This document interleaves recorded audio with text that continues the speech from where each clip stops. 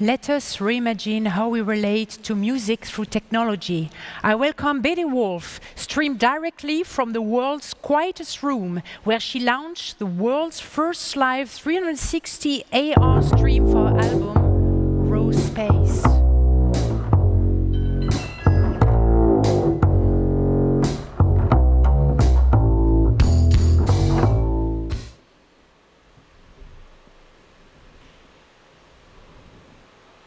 Hey, I'm Beatie Wolfe. I'm an artist and musician, and for me, my work is really about reimagining the vinyl experience, but for today, and sort of thinking about how you can get the best of the old and the best of the new, looking at that intersection between the physical and digital. So this all began, as a kid when I discovered my parents' record collection. And at that point, I'd already started writing songs, so songwriting was very much a part of something saw creativity through and wanted to explore. But discovering my parents' record collection and sort of seeing these musical books that you could open up and read like a story with, this tangible art form, the ceremony, and of course, entering into the world of the album. And that was how I spent a lot of my childhood. And I was imagining as a kid, well, what worlds can I create for my records? What will they look like? What will they feel like? As much as what will they sound like? So fast forward, and obviously I grew up, and my first record is about to come out, and we're looking at a very different landscape.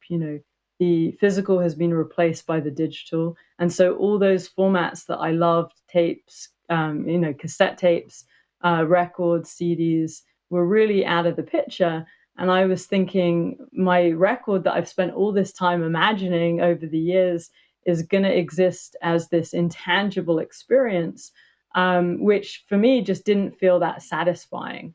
So, as well as releasing it obviously on iTunes, and those were the platforms of the time, and as a vinyl, I wanted to think about how you could essentially combine those two worlds and create something that people had never experienced before, which still had ceremony, tangibility, and storytelling at the core, but was also using technology to essentially look at some of those more tangible, nostalgic formats in a totally new way.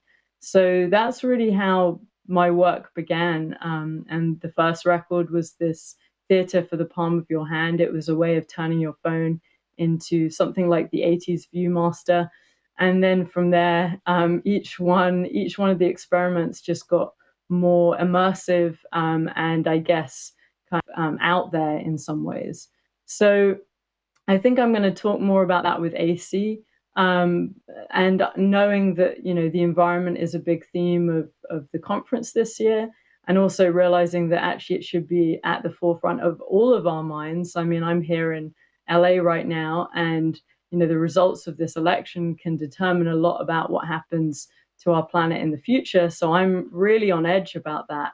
And I've been recently working on an environmental protest piece, which is built using 800,000 years of historic data to create a timeline of the planet, specifically CO2 in the atmosphere, which is both a protest song, a reimagining of the music video format, but also a way of people being able to see this data, which is otherwise kind of incomprehensive, and very intangible, and turning it into something that we can relate to. So this project was going to be at the London Design Biennale last month. Obviously, because of COVID, that got pushed, but it will be there for the month of June, next year. And so I think we're going to take a little look at that right now.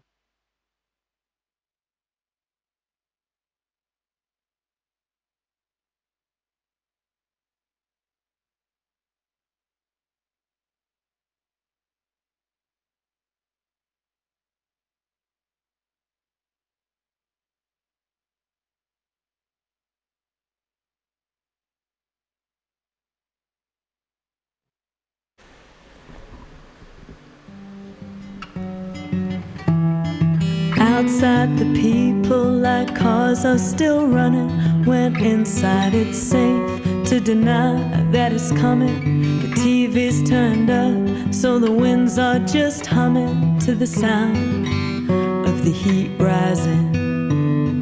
We don't want to hear that the problem is us, so we live like we want in our own universe. 'Cause man thinks he's God in a devilish way. We're too proud to see what we won't even say. We don't wanna know, don't wanna know, don't wanna know, don't wanna know. No, we don't wanna know, don't wanna know, don't wanna know, don't wanna know. So take my hand, babe, and I'll walk you to school, where you'll learn how to live by a new set of rules. 'Cause we played all our cards, and none left for you. Forgive us, my dear, can't you see? It's the truth that we don't wanna know, don't wanna know, don't wanna know, don't wanna know. No, we don't wanna know, don't wanna know, don't wanna know, don't wanna know.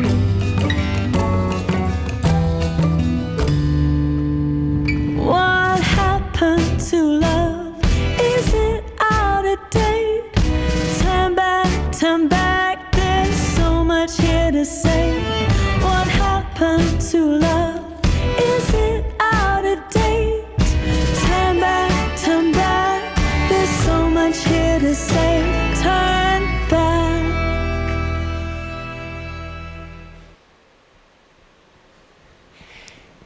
Beatie, thank you so much to be here with us today, here in Berlin at the Most Wanted Music 2020, the hybrid edition. Actually, this is the perfect edition for you to be with us to reimagine how we actually relate to music through technology. So a warm welcome for you, Beatie, with us. And welcome also to all the participants who joined to reimagine together with us how this actually works. And I think there are a couple of things that you didn't say in your little introduction, Beatie, and if I may complete your fantastic vita.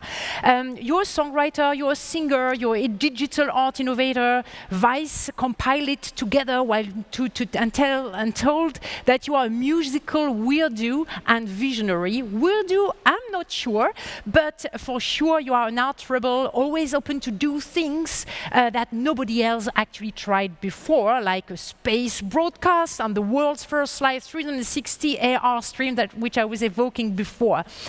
So this led the Victoria and Albert Museum to invite you for a solo exhibition, the Barbican Center to commission a documentary about you, Wired to feature you as one of the 22 changing the world, and the UN Women selecting you as an innovator role model.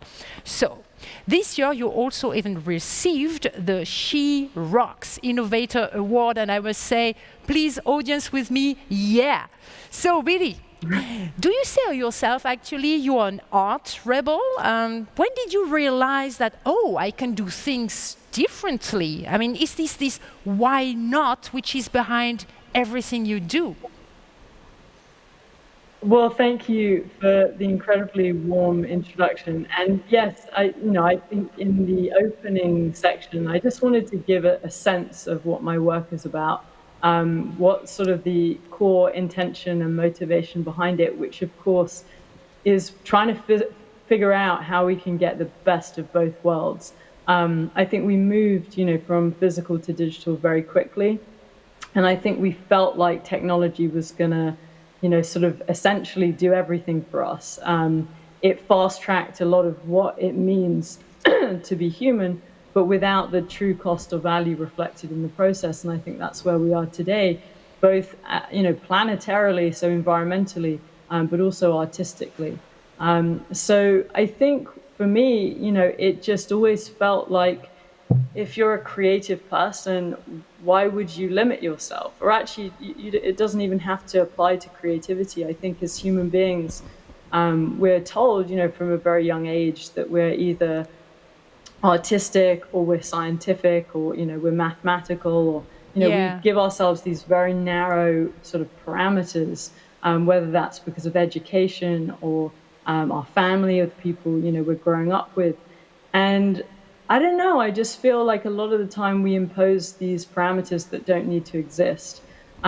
So being a huge, lover of music, but also of creativity in general, just different explorations and seeing wherever that takes me.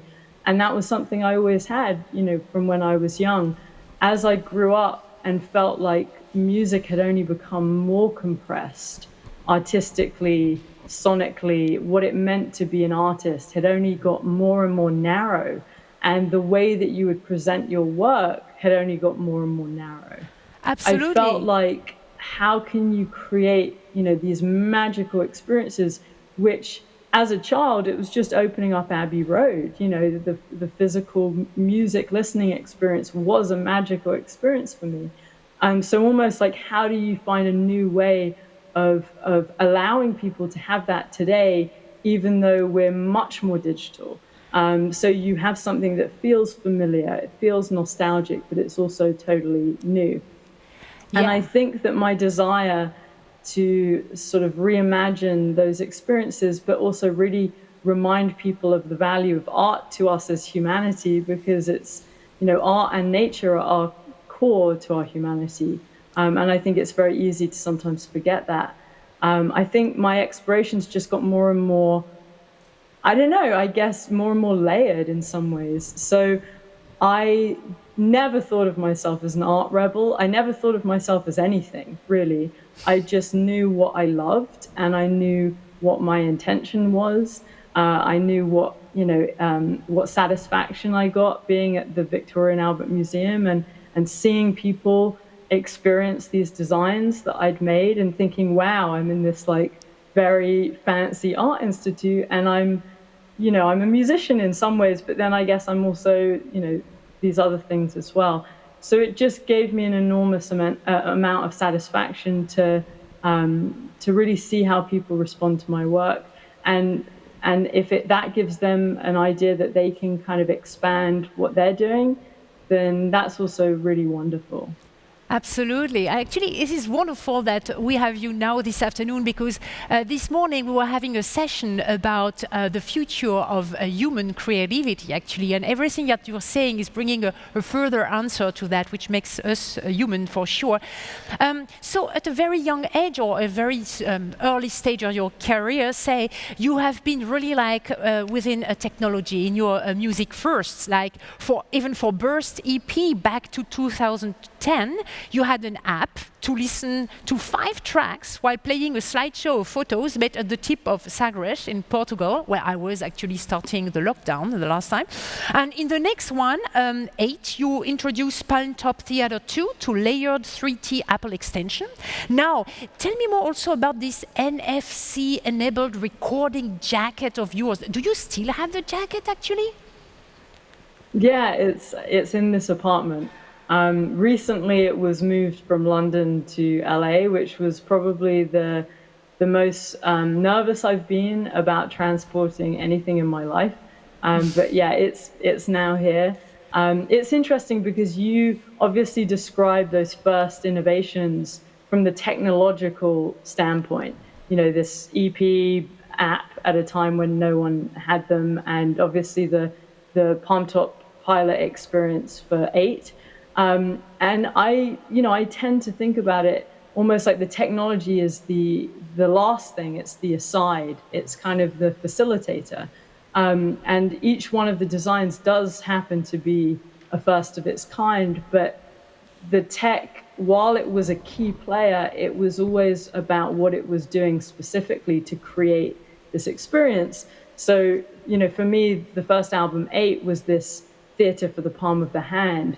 The NFC album deck was a way of looking at recreating the cassette tape experience. So you had a deck of cards that looked like, it came in this cassette tape, which you could open up, and each card corresponded to a track off the record with the lyrics and the artwork. You tap that to your phone, it would instantly bring up all the content, the song, the lyrics, hidden kind of artwork and things like that.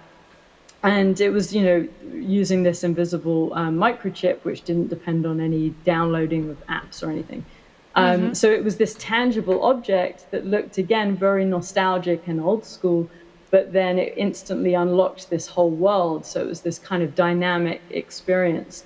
And then the album jacket, that was a way of looking at literally the album jacket, which we'd lost, obviously, as well, when we moved from physical to digital, because it went from being this beautiful, full-size experience to being this size. So I was thinking, how could you think about that differently? Yeah. And so this jacket was woven with my music, cut by the tailor who dressed Bowie, Hendrix, Jagger. We recorded the record in the room where McCartney wrote Eleanor Rigby, Hendrix wrote The Wind Cries Mary. So it was this way of telling these multiple stories all sort of woven together. And then, you could tap your phone onto the fabric and hear the music that was woven into it. But that was, in my opinion, that was the least interesting thing. But obviously a lot of people liked that. The technology has always been a key aspect. Obviously, when I did the Live 360 AR experience, which you're showing, in that round at the moment, that was so pushing the bar, because even 360 Live 360 hadn't been done at that point.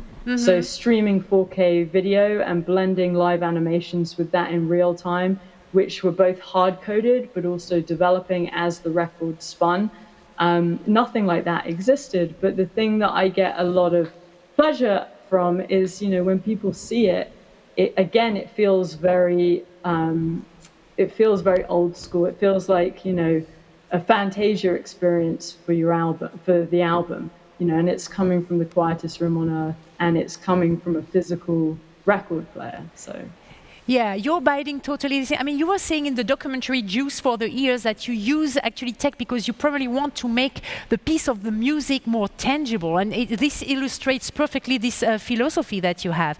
You are also saying like now, nothing of this existed before. So it seems to me that you do, the media said you love to do things that people never tried before. I wanted to say, I have the impression that you do things that you did not try before. You're always really on the move and doing stuff really, which is awesome. I'm also thinking of the space broadcast with the Nobel laureate. That was also a fantastic experience, right?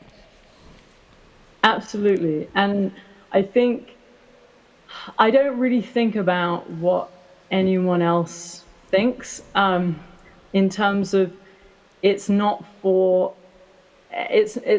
to satisfy anything other than my curiosity around how we can think about music differently. I think music is so valuable. It's core to our humanity. I did this music dementia project, which literally showed me how music is medicine, and which I kind of already knew, but it confirmed that.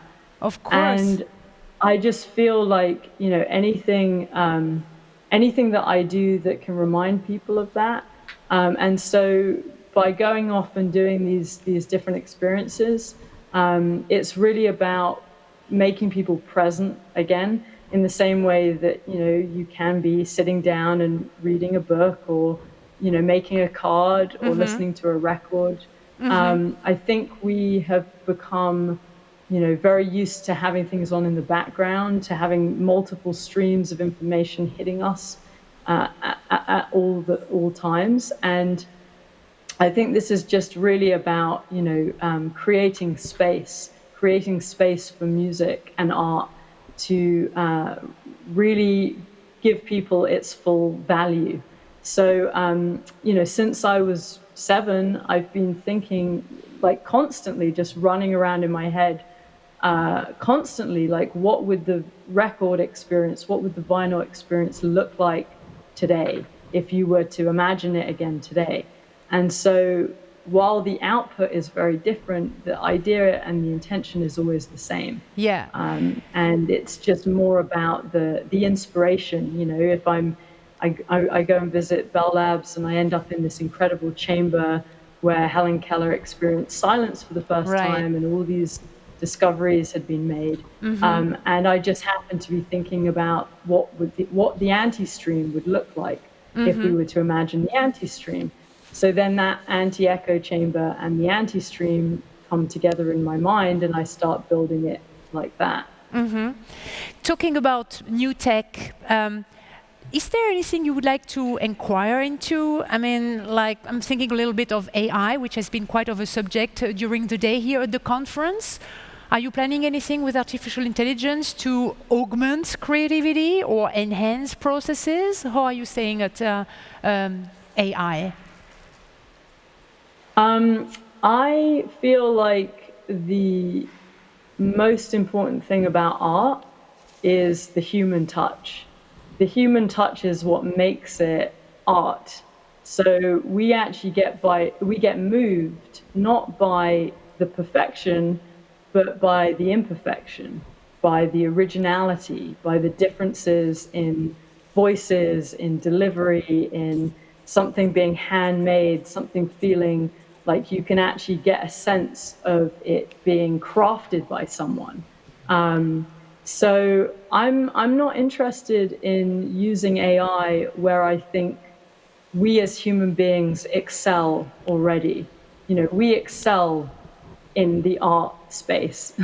So I think we should use AI for things that humans aren't good at. Wonderful. I love this. We excel already. Whoa. Anyways, talking about the human touch, in Raw Space, you teamed up with Design.io, a graphic design firm in Cambridge, Massachusetts, to produce the complementary stereoscopic visuals for each song. For going through the planet's timeline via the interactive piece we just saw before, you chose the award-winning FSX agency, The Mill. They are really awesome, to reimaging the music video. The Ocean project was for the Calm app, and having collaborated with tech greats like Bell Labs, Apple, Google CEO, through to tailors, stationers, arborists, human beings. How do these collaborations come about? How do they come to life? How is this working? How do you choose them? They happen very organically. They happen very naturally. You know, it really, again, in the same way that each, with every one of the projects, they're so different. And they have this same intention. They have this same kind of driving force, but they all have their own narrative and their own components. So it's more that it's almost more like, the project and the seed of that idea dictates the layers that I bring in, and then also the collaborators. So because of that, it's never really in the same way as thinking about the technology being a facilitator. I never think, oh, I want to go and use this technology, so I have to figure out an idea for that. It's always, well, what's the idea? What am I trying to say? What am I trying to communicate? Obviously, with From Green to Red, this was a project, I had been thinking about for a long time, because I wrote the song in 2006. And initially thought, oh, I don't need to record this because, everyone will see An Inconvenient Truth, which was the film that inspired me to write that, and we'll be on a very different road. And obviously that didn't happen. So 14 years later, I'm thinking about it more than ever. It's got to the point that it's got to. And I'm sitting with a friend at JPL, a chief engineer, and he's showing me this NASA data, which for me is fascinating. But I'm thinking, oh my God, for a lot of people, this is just quite hard to grasp. And I don't mean that in the sense that I'm intelligent, but people's minds work in different ways. So, then the idea is, well, how do you take this data but make it something that is really relatable? Accessible, yeah. With my other projects, it's about using technology to see music differently. What if this is using technology or using art actually to make technology relatable? So from that perspective, then I knew the guys at the mill, and obviously the kind of work that they do, specifically in the SFX and on the visual side, is so high end. It felt just like a natural fit. Well, this is great that these collaborations arrive like you are connecting the dots because of the network, the people you know. This is wonderful. I mean, this conference is all about togetherness, so I think this is fitting properly what we are talking about here. You were talking about the human touch, and of course I'm thinking of the power of music and dementia, which is the new project that you have been collaborating with the Utley Foundation also. I would love you to tell us a little bit more about the project. Yeah, so the Music and Dementia Research Project, which I referred to earlier, it's it was something I started in 2014, and it's now turned into a charity which is actively getting music in all care homes in the UK by the end of next year. So it's amazing to have begun something which, again, at the time I had no idea it was going to be particularly, significant. And then not only did the results from the project, change a lot of the ways that policies were being written, got the interest of Stanford and other, neuroscientists and researchers. And I found myself sort of working with those individuals, but also it became this, very concrete charity, which is now doing a lot of incredibly important, on the ground work in this area.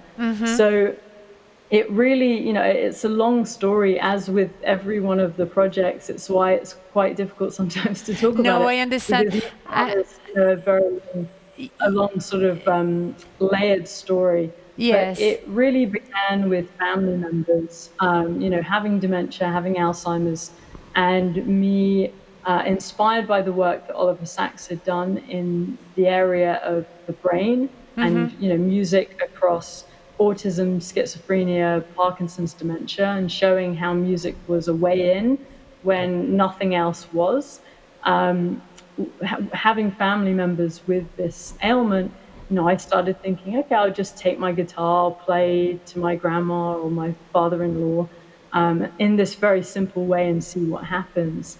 And that really, the response in those cases was so amazing that I felt I had to take it further. So I started this research project. Yes, it's very, I'm so sorry indeed. I know it is a long story, and I would love to hear much longer about that story, but I know that we have the Q&As coming up. I would love to ask you, though, a last question, Beatie, because I think it would be really great for us to know everybody is in such a incredible situation right now. We have the lockdown again here in Germany since Monday, and I wanted to ask you, maybe would you like to share with us what are you currently working on, maybe in lockdown or in this specific situation? What is your next project in line to push certainly again boundaries of music and digital art? Would you like to share with us? Yeah, absolutely. And there is very much, in addition to the environmental project, which I'm still working on, there is a project with another artist here in LA called Mark Mothersbaugh, which is in support of the Postal Service here in America, which has been kind of under attack recently, and our right to vote, which is obviously paramount. But also it's about really celebrating creativity and mail, physical communications. So it's a project called Postcards for Democracy, and we started it only a month ago, and we've received thousands and thousands of people's cards, which are, both supporting the mail service, our right to vote, and also just people's creative expressions. So it's been an amazing project to do during this time, particularly in America, with everything that's going on. And we're going to continue it beyond the election, and then do a installation from all the art that people sent in. I think it's a wonderful project, and we are all also extremely tense, and we want to know and we want to see how we can support a democratic system for everywhere in the world, definitely. I have one question of Claire Goodwin that I would love to read to you. What do you think the biggest barrier or challenge is that we as humans face when it comes to music, art and technology, and how it is progressing and being used in our lives? Again, what do you think the biggest challenge is that we as humans face when it comes to music, art and technology, and how is it progressing and being used in our lives? I think the biggest challenge is that technology makes us forget what it is to be human. And I think music and art are core to our humanity. You know, when you mentioned AI earlier, AI already exists in music. You know, it's existed forever, but it's just got so extreme that it becomes about creating art for the platform rather than creating art for art's sake. And I think it's really important to not let technology sort of iron out and fast track what it means to be human. It's very difficult to add anything after that, actually, because you said it all in a couple of sentences. I'm just checking that we have no question left in the chat. No, we don't. What a pity. I would love to have 2 further hours, but I know you've been giving a lot of interviews for all of our participants here today. You know, there is the documentary about Beatie that you can look online from the Barbican. There is a lot of resources. The website of Beatie is really wonderfully done. You will find it very easily. Check it out. It has been for me an adventure. I mean, I knew just a little bit about you, Beatie, and then I've been researching, obviously, for this interview, and it is a fascinating world. I'm so glad you came here, so to speak, virtually, and that we could have an immersive impression here in this room. We have a, well, nearly 360 room here where we could project some part of your world here with us. So it was really wonderful. Thank you so much for your time to have been coming here, so to speak. And I hope to talk to you soon again for the next project. Keep it on. You are doing a wonderful work. You rock. Thank you. Thank you. Take care.